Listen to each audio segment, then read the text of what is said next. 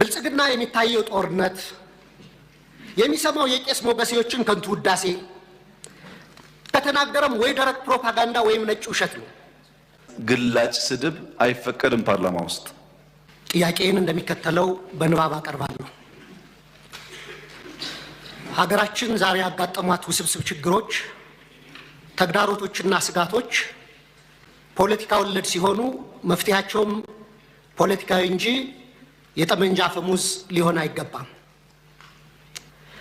በድህነት አዙሪት ውስጥ የኖረች ሀገር ባለፉት 7 የብልጽግና አገዛዝ ዓመታት ደግሞ በእንቅርት ላይ ጆሮ ደግፍ እንዲሉ ለከፋ የጸጥታና የደህንነት ቀውስ አዙሪት ሳይክል ኦፍ ሴኩሪቲ ክራይሲስ እንዲሁም ማባሪያ የሌላቸው አውዳሚ እርስ በርስ ጦርነቶች ውስጥ አስገብቷታል።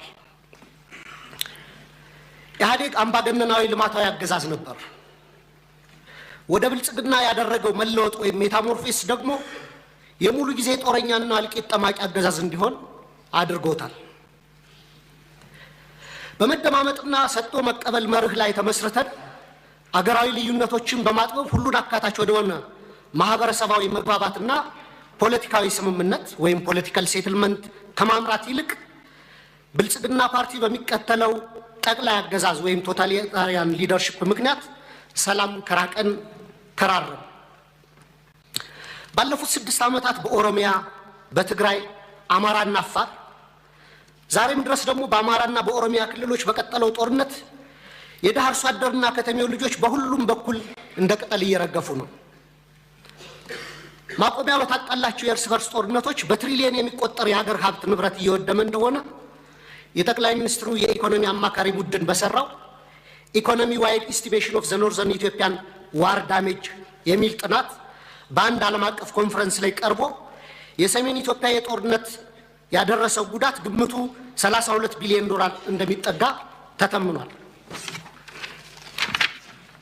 እንዲሁም የዓለም ባንክ በ2022 ኢትዮጵያ ዳሜጅ ኤንድ ኒድስ አሰስመንት ብሎ ባወጣው ሪፖርትም በሰሜን ኢትዮጵያ ጦርነት የደረሰው ጉዳት ግምት 28 ቢሊዮን ዶላር ያደርሰዋል። አማካይ ግምቱ 30 ቢሊዮን ዶላር ነው ማለት ነው።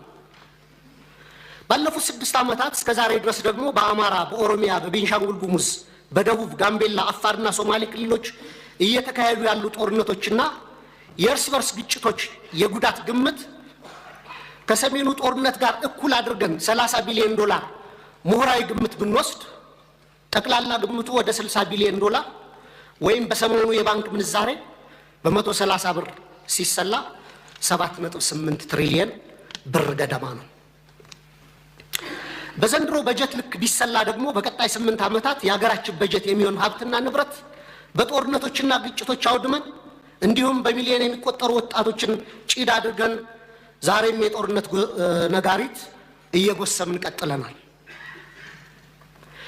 የዚህ የእርስ በርስ መጠፋፋት ጉዞ ውጤትም የተባበሩት መንግስታት የልማት ፕሮግራም ባወጣው የ2024 ግሎባል መልታይ ዳይሜንሽናል ፖቨርቲ ኢንዴክስ ፖቨርቲ አሚድ ኮንፍሊክት ሪፖርት እንዳመላከተው 72 በመቶ ወይም 86 ሚሊዮን ኢትዮጵያን በድህነት እንደሚኖሩ ይፋ አድርጓል። የውጭ ምንዛሬ ለውጡንና የኮሪደር ስራ ተያይዞ መኖሪያና የንግድ ቤታቸው የፈረሰባቸው በመቶ ሺዎች የሚቆጠሩ ችግር ላይ የወደቁ ዜጎችም አሉ። ከቅርብ ጊዜ ወዲህ ደግሞ እንኳን ከኑሮ መሰረታቸው የተነቀሉት ይቅርና ስራ ሰርተው በላባቸው የሚኖሩ ኢትዮጵያውያን ጭምር የኑሮ ውድነቱን መቋቋምና ልጆቻቸውን ማሳደግ ተስኗቸዋል። በዚህ የድህነት ብጣኔና የኑሮ ውድነት ላይ የተጨመረው የጦርነት አዙሪት ለሀገራችን ከፍተኛ ብሔራዊ የደህንነት አደጋ አዝሏል የሚል ስጋት አለኝ።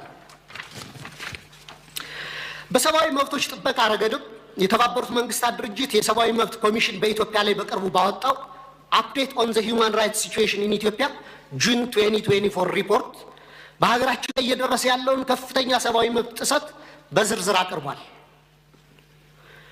ሪፖርቱ እንደ ሀገር የማያወላዳ ትኩረትና አፋጣኝ እርምጃ እንድንወስድ የሚሹትን የተንሰራፉና ስልታዊ የሰብአዊ መብት ረገጣዎች የደረሱበትን አሳሳቢ ሁኔታ ያሳያል።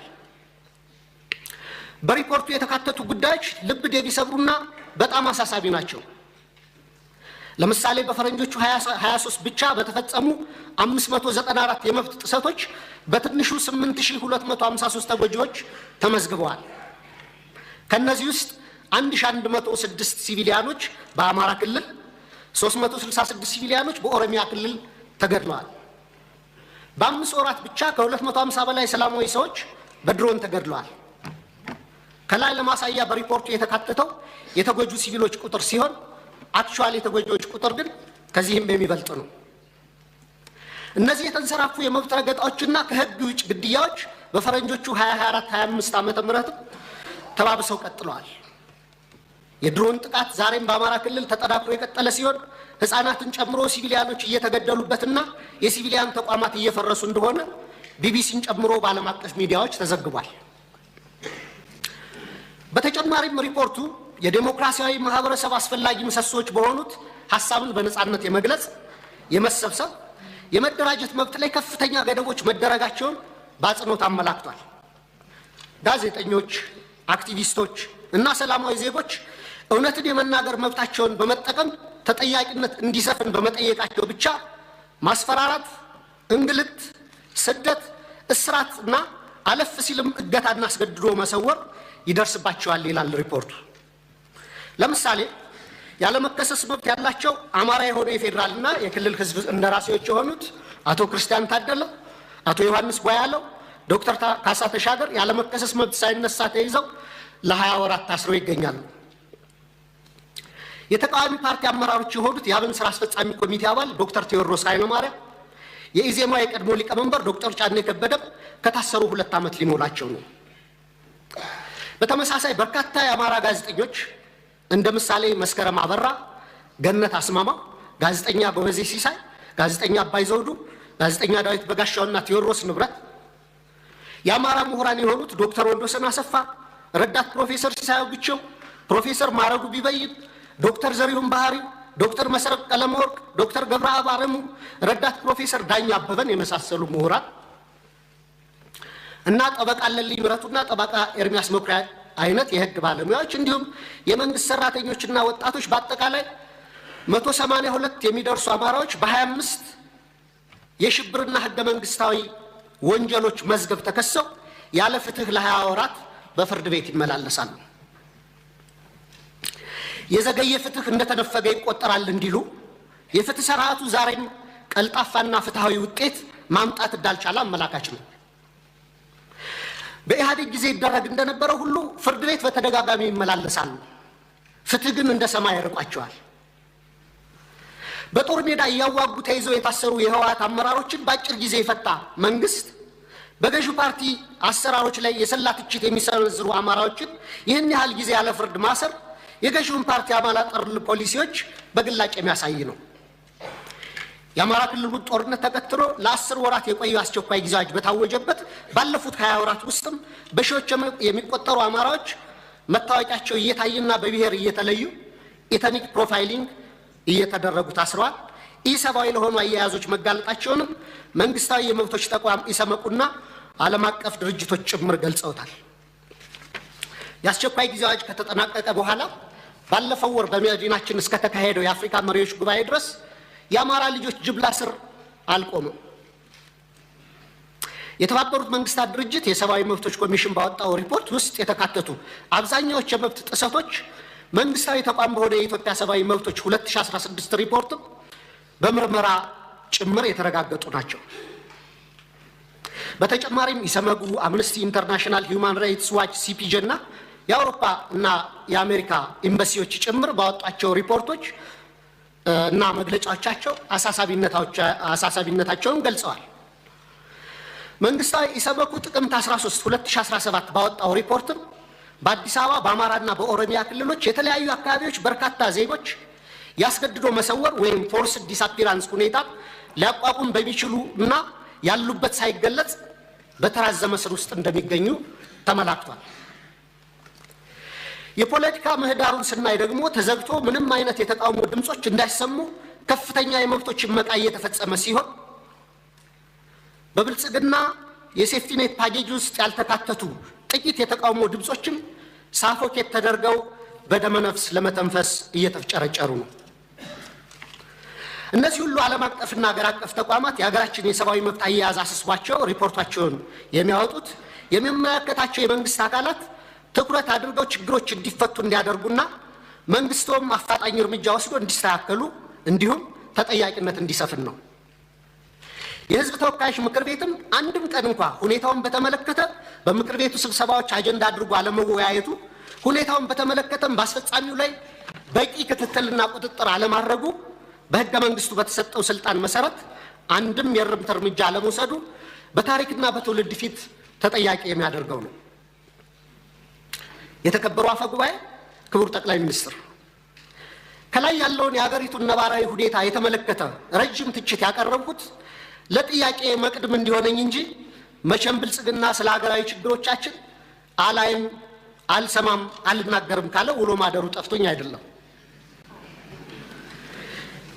ብልጽግና የሚታየው ጦርነት፣ የሚሰማው የቄስ ሞገሴዎችን ከንቱ ውዳሴ፣ ከተናገረም ወይ ደረቅ ፕሮፓጋንዳ ወይም ነጭ ውሸት ነው። በመካከል የከሱና የመነመኑ እውነቶች የሉም ማለት ግን አይደለም። ወደ ጥያቄ ስገባ ባለፉት 7 ዓመታትና ከዚያም በፊት ባሉ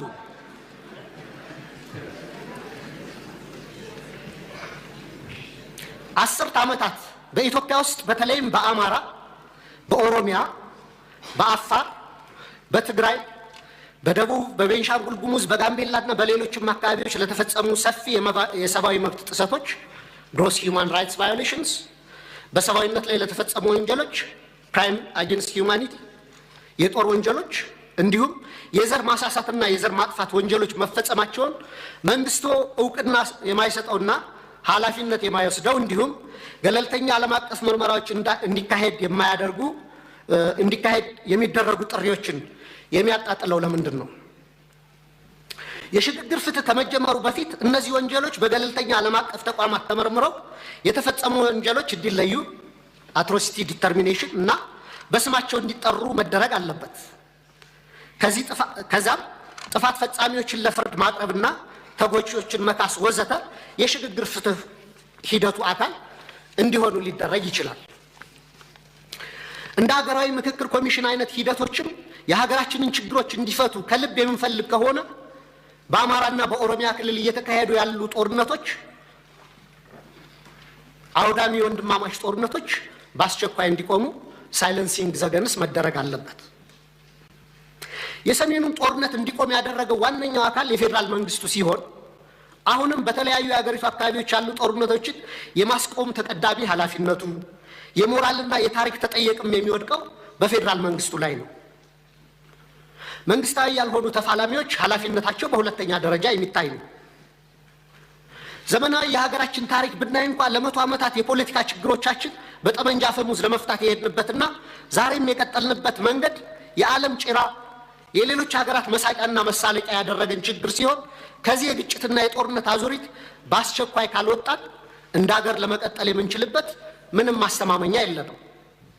በዚህ ረገድ መንግስት ዋነኛ ኃላፊነት ይኖርበት እንጂ የአማራ ፋኖ ኃይሎችና የኦሮሞ ነጻነት ሰራዊትም ጦርነቶችን ለማስቆምና የሚታገሉላቸው ዓላማዎች በሰላማዊ መንገድ እንዲመለሱ ማድረግ የሚቻልባቸውን እድሎች ሁሉ አሟጣው እንዲመለከቱ ለሰላም ለሚደረጉ ሀገራዊም ሆነ ዓለም አቀፋዊ ጥሪዎችና ጥረቶች መሳካትም የድርሻቸውን እንዲወጡ በወከለኝ የባህር ዳር ከተማ ህዝብ በመላ ኢትዮጵያና በራሴ ስም ጥሪ ማቅረብ ፈልጋለሁ። በጣም አመሰግናለሁ።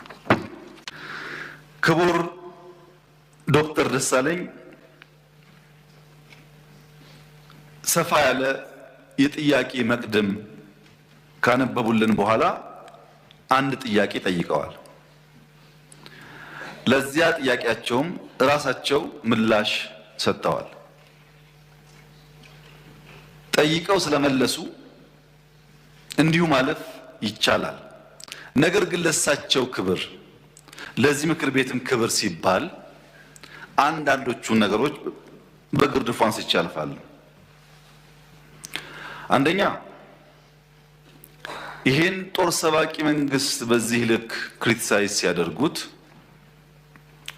ህዝብ እንዳይወጣ፣ እንዳይገባ፣ እንዳይማር፣ እንዳያርስ፣ ማዳበሪያ እንዳይወስድ ያደረገውን ኃይል ምን ነው አላየሁም አልሰማውም አሉት። በህዝብ መሰብሰቢያ በእርሶ ከተማ ቦምብ ንጹሃን ሰዎች የሚንቀሳቀሱበት ቦታ ላይ የሚያፈነዳን ኃይል ምን ነው ዝም አሉት? ሽማግሌ ላስታርቅ ብሎ ሲሄድ ቄሶች፣ አሮጊቶች በንበርክክ የሚያስኬደውን ከኢትዮጵያ ባህል ውጭ የሚገለውን ኃይል ምን ነው አላቅህም አሉት። ከሁሉ ደግሞ የገረመኝ በርሶና በርሶ ፓርቲ ግንባር ቀደም ተዋናይነት የነበረውን የትግራይ ውጊያ ምን ነው የትግራይ ውጊያ አሉት። አዝማች አልነበሩ እንደርሶ? እነዚህ ሳቢዎች የማያውቁት ሀገር ሄዶ ቁርበት አንጥፉልኝ እንዳለው ስጋ በሊታ ያስመስለዋል። ይሄ ተገቢ አይመስለኝም። በእኛ በኩል ያለውን ክሪቲክስ ችግር የለውም እንፈትሸዋለን። እርሶ ግን ትንሽ ሚዛን ቢጠብቁ ጠቃሚ ነበር ብዬ አስባለሁ። ምክንያቱም ለሰላም ምን ያክል ጥሪ እንዳደረግን በዚህ ቤት ጭምር ስለሚያውቁ። ሌላው በጣም የገረመኝ ጉዳይ የእርሶ መንግስት በቄስ ሞገሴዎች ውዳሴ ያሉት እኛ ሰፈር ፊት አውራሪ መሸሻ የሉም፣ ቄስ ሞገሴዎች ምን ያደርጋሉ ነው። ቄስ ሞገሴ ፊት አውራሪ መሸሻ በሌሉበት ህልውና እንደሌላቸው ስለሚታወቅ ባይሆንኛ ጉዱ ካሳዎች ብንባል ያምር ይሆናል እንጂ ቤት በኩል ነው ቄስ ሞገሴዎች እኛ ሰፈር የሚታዩት። ምክንያቱም እኛ ትናንትና ናፋቂዎች፣ ትናንትናን ለማጽናት የምንሸረግድ ሰዎች ሳንሆን ነገን ለልጆቻችን ለመስራት መጋፈጥ የማይጋባንን ጉዳዮች የምንጋፈጥ ለውጥ ፈላጊዎች ነን። ጉዱ ካሳዎች ነን። ይሄንን እሳቤውን እዚህ ቤት የነበሩት ሐዲስ ዓለማየሁ ላፍታ ተነስተው ጥያቄውና ኢትዮጵያ ውስጥ ያለውን ነገር ቢመለከቱ ምን ነው ያብዬን ወደምዬ የሚሉ ይመስለኛል። መንግስታችን ለክሪቲክስ በጣም ክፍት ነው። ኢትዮጵያ ውስጥ ባልተለመደ ሁኔታ ስልክ ያለው ማይክ የያዘው ሁሉ የሚናገርበት ዘመን ነው ይሄ ዘመን። ሐሳብ በመግለጽ ሰው ይታሰራል ላሉት እርሶ እዚህ ፓርላማ አካባቢ ከመቅረቡ በፊት የዚህ ፓርላማ አባል ነበርኩ ነኝ። ቅድም እንዳደረጉት አይነት ግላጭ ስድብ አይፈቀድም ፓርላማ ውስጥ። ነበርንበት እናቀዋለን።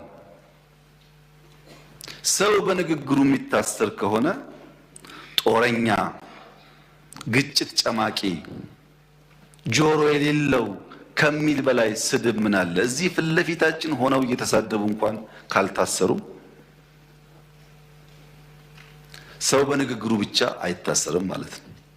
ጦረኛ፣ ግጭት ጨማቂ፣ ጆሮ አልቦች ካሉ በኋላ ልክ እናስገባችኋለን በትጥቅ በሁለት ሳምንት 4 ኪሎ እንገባለን ቢጨምሩበት ግን እርሶም አይቀርሎትም ነበር። በመሳደብ አይደለም። ከዚያ አልፎ በኃይል የተመረጠን መንግስት መናድ ሲጨመርበት ነው ጸብ የሚመጣው።